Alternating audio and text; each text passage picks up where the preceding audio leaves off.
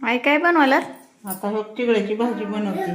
ती चिगळ्याची भाजी धुवून घेतली, शेंगदाणे भाजून घेतले, ती हरभऱ्याची डाळ भिजवून घेतली, लसूण काढलाय, हे लाल तिखट, हे थोडंसं बारीक कूट आणि ह्याचं मोठं कूट करून टाकायचं. एवढं घेतलं. आता भाजी भाजून घेते.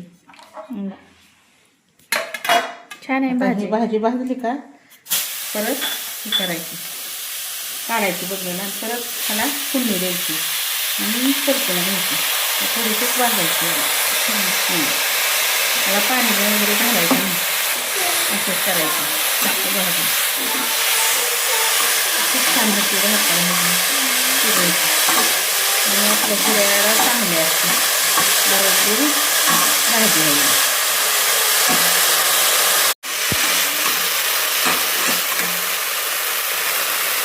भाजून घेते. कशाला भाजी भाजली की आंबट लागत नाही. आणि अशी कच्ची टाकली की आंबट होते नाही. थोडीशी त्याच भाजून घ्यायची. तेल नाही टाकायचं, तेल नाही टाकायचं, असंच भाजायचं. परत तेल टाकायचं. टमाटर वगैरे घालायचं नाही, टमाट्याने जास्त आंबट होतं. लाल चटणीत बनवायची. अशी भाजी ती बनलं त्याची धपाटी पण करून टाकली की छान होते ती. थोडंसं ज्वारीचं पीठ, बाजरीचं हे पीठ, बेसन आणि मक्याचे पीठ घालायचं. धपाटी गव्हाचं थोडं घालायचं. धपाटी खूप छान होते. मी अशी धपाटी करत होते. झाली आता भाजी. पाणी घालायचं नाही ह्याला, नुसती वाफेवर करून घ्यायची. आता तिखटा मिठाला आणि थोडंसं पाणी सुटतंय, तर पाणी जास्त प्यायची ते काढून द्यायचं. आधी काढली भाजी.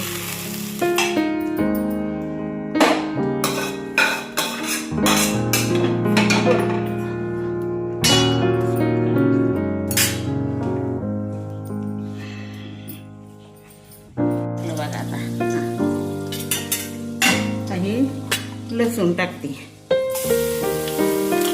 थोडासा लाल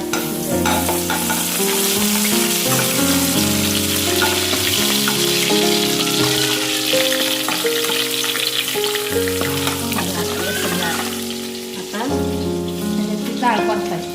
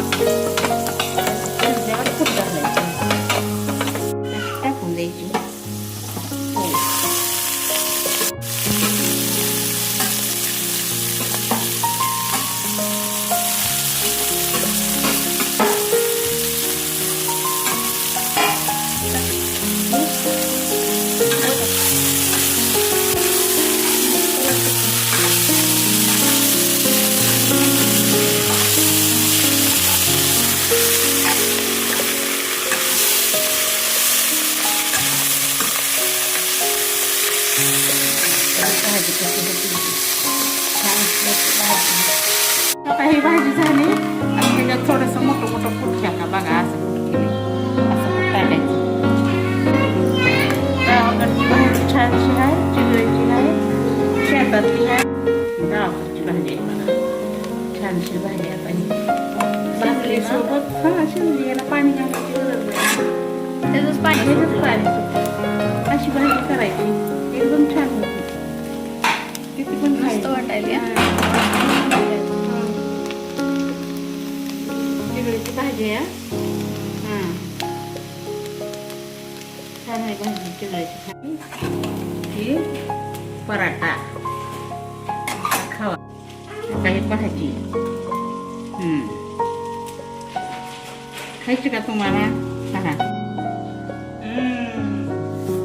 झाली बघा भाजी. आता हे खायला या, कोणाला पाहिजे असेल तर सांगा, करून देते.